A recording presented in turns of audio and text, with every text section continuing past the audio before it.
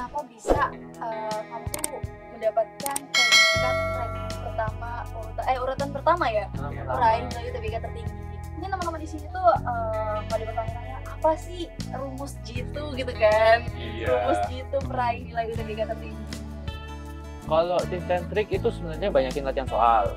Latihan soal. Soalnya kan tipe soal di UTBK itu sebenarnya nggak kayak kita waktu SMA dulu kan kita belajar matematika, matematika mungkin sama, tapi yang lain kan kayak penalaran umum gitu-gitu kan tipenya beda. Jadi kita bacaan gitu ya. Jadi kita itu harus sering latihan soal supaya terbiasa. Intinya tuh terbiasa sama soal-soal dan terbiasa mengerjakan soal UTBK gitu sih kalau dari aku. Kalau bisa konsisten, yang penting konsisten setiap hari itu nggak bisa mengerjain soal, isikan waktu itu mengerjain soal.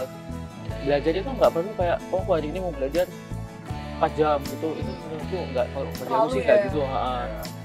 Yang penting itu hari ini sempatkan belajar 30 menit itu ya oke, tapi besok itu latihan soal lagi, besoknya latihan soal lagi, akhirnya terbiasa setiap hari itu sempat latihan soal, jadi ada soal terus yang dikerjain sampai hari itu ya kebiasaan kan, setiap hari udah ngerjain soal. Ini soal UTBK aku kemarin udah ngerjain, ya ini ngerjain lagi aja gitu.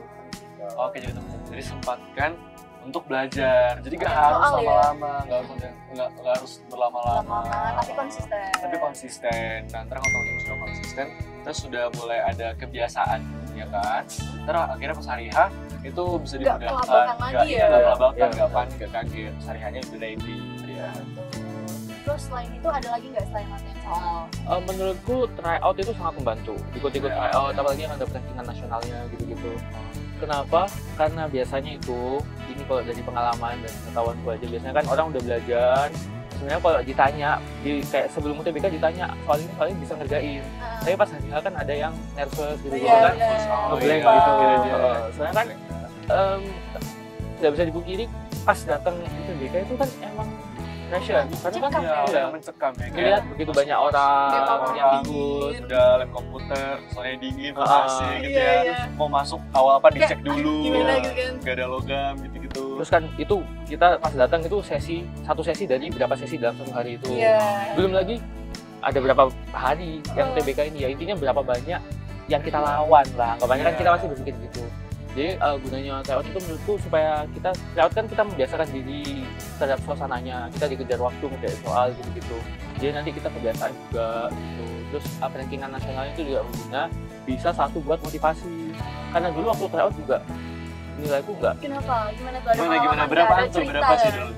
Tryout dulu kebanyakan 500-an. 500-an. Sekali doang dapat 700. Sekali dapat 700 tuh guys. 500-an, 600-an, sekali 700. Itu waktu tryout. Terus emang juga bobot soal di tryout itu memang lebih sulit biasanya. Jadi kan kita kalau udah biasa latihan sulit kan nanti kalau yang di bawah itu kan harusnya lebih lancar gitu, udah biasa. Tapi ya pas aku 500-600 itu, nah kembali lagi usahakan ngelihat itu jangan tambah down gitu kan. Supaya termotivasi, ya melihat yang lain nilainya udah bisa tinggi-tinggi, saya nggak bisa.